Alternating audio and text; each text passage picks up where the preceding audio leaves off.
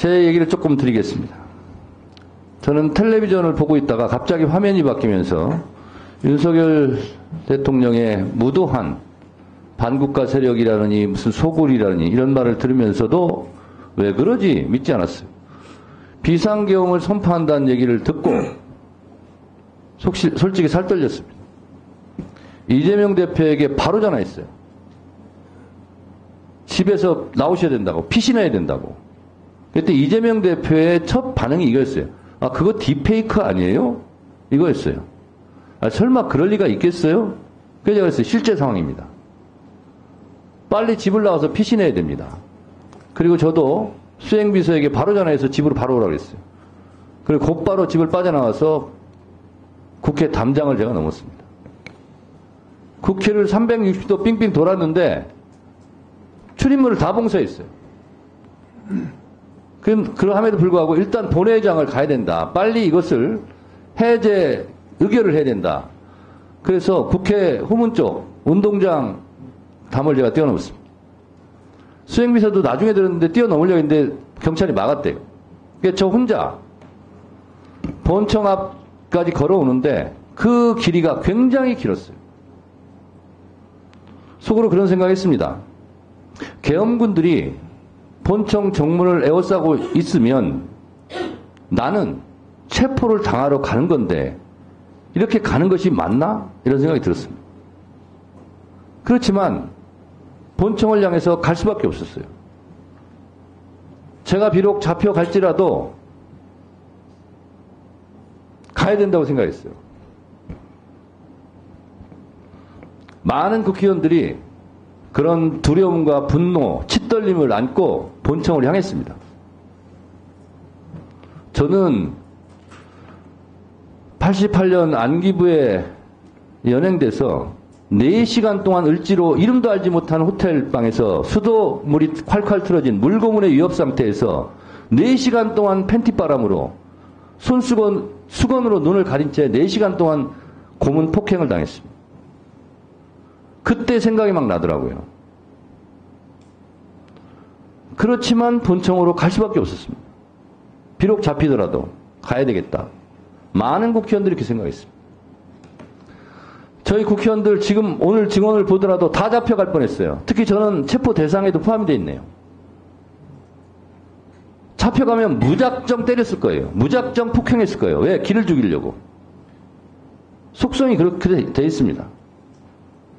이재명 대표도 저도 우원식 의장도 가자마자 아마 집단 폭행을 당했을 겁니다. 기를 죽이려고 그렇게 해요. 자, 국회의원들 그런 공포감이 있었지만 다 본청으로 돌아왔습니다. 저희 다 잡혀갈 뻔했어요. 그렇지만 역시 위대한 국민들, 시민들이 계엄군을 막아서서 시간을 확보할 수 있었고 비상계엄 해제 요구안을 의결할 수 있었습니다. 생각해보면 조선시대 임진왜란 때도 선조왕은 도망갔지만 민중들, 조선의 백성들이 나라를 지켰고 일제강점기 때 먹물든 학식 있는 고위 관료들 다 친일파되고 나라를 팔아먹을 때 나라를 지켰던 것은 일반 백성들, 독립운동하던 분들이었고 4.19 때도 마찬가지였어요. 일반 시민들. 광주 5.18 때도 전두환, 노태우 군부 일당들이 광주를 학살할 때도 광주를 지켰던 것도 일반 국민 시민들이었고 6월 항쟁 때도 호원철폐 독재타도 이 나라를 구한 것이 일반 국민 시민들이었고 이번 12.3 비상계엄 내란 사태 때도 결국은 국회의원들이 의결할 수 있도록 도와줬던 것은 일반 시민들, 국민들이었어요. 제가 말하고자 하는 바는 일반 시민들, 국민들도 이렇게 하는데 여러분들은 뭐 했냐 이거예요. 일반 시민, 국민들이 몸으로 막았을 때 법무부 장관 이건 아니라고 얘기했어야 되는 거 아니에요? 대법관을 하고 있는 법원 행정처장 이거는 위헌이라고 즉각 발표했어야 되는 거 아니에요? 그 말하기 좋아하는 헌법재판관들 다 뭐하고 있었어요? 헌법재판소에서 재판관들이 이거는 위헌이다. 즉시 중지해라. 이렇게 성명 한 줄이라도 빨리 냈어야 되는 거 아니에요? 일반 국민들보다 여러분들이 못하다는 겁니다. 더 공부 많이 하고 출세한 사람들이, 월급도 많이 받는 사람들이 왜 그 모양이에요? 1분 더 넣으세요. 오늘 제가 화가 나는 것은 진정으로 반성하고 있냐 이거예요.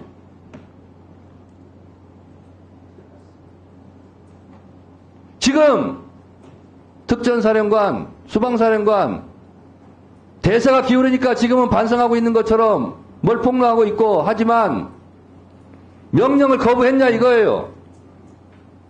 안 했잖아요.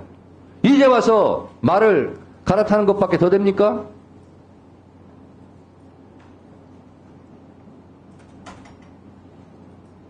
국방부 차관도 이제 와서 대세가 기우니까 이런 조치들 하는 거 아니에요. 검찰 이러니까 무슨 특수본 꾸린다 뭐한다 하는 척 하는 거 아니에요. 윤석열이 지금 펄펄 살아있고 힘 있으면 여러분들 이렇게 할 거예요? 안 할 거잖아요. 정말 솔직합시다. 역사와 국민들을 두려워할 줄 아는 그런 고위 관료들이 좀 되시기 바랍니다. 알겠습니다.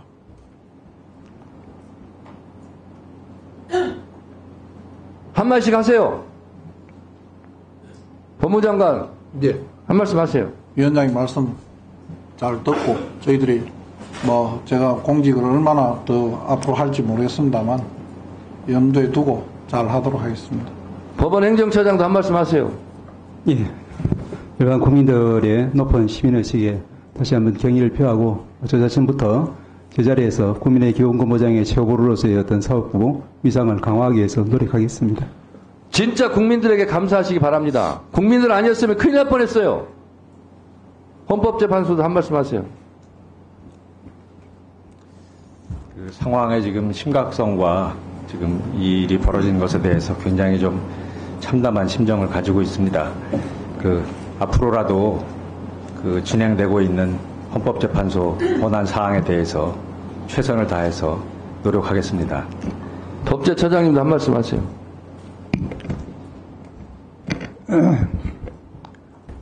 예, 계엄 요건과 관련해서는 이미 국회가 다른 의견을 가지고 계엄 해제 요구를 했고, 그 해제 요구에 따라서 해제가 돼서 일단은 그 부분은 정리가 되었습니다. 그 이후에 이것과 관련해서 어떤 책임을 질 것인가에 대해서는 우리 헌법이 여러 가지 절차를 마련하고 있고, 그에 따라서 절차가 진행되고 있는 것을 알고 있습니다. 그 절차를 조용히 기다리면서 행정기관장으로서 공무원들이, 소속 공무원들이 동의하지 않게 잘 다독이겠습니다. 예.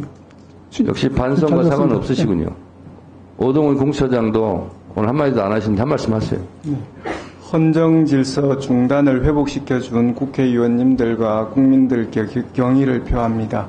그 나머지에 대해서는 수사기관의 그 수장으로서 수사로 또 말해주고 싶습니다.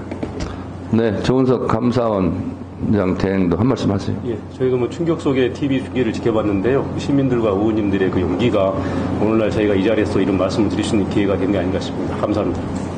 네, 우리 김선호 국방부 차관님.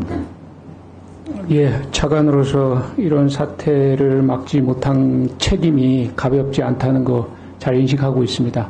그 책임 지도록 하고 향후 지금 새로운 장관이 부임하기 전에 다시 국방부 우리 군을 가장 빨리 정상화시킬 수 있는 그 역할에 최선을 다하고 희의 책임을 지도록 하겠습니다.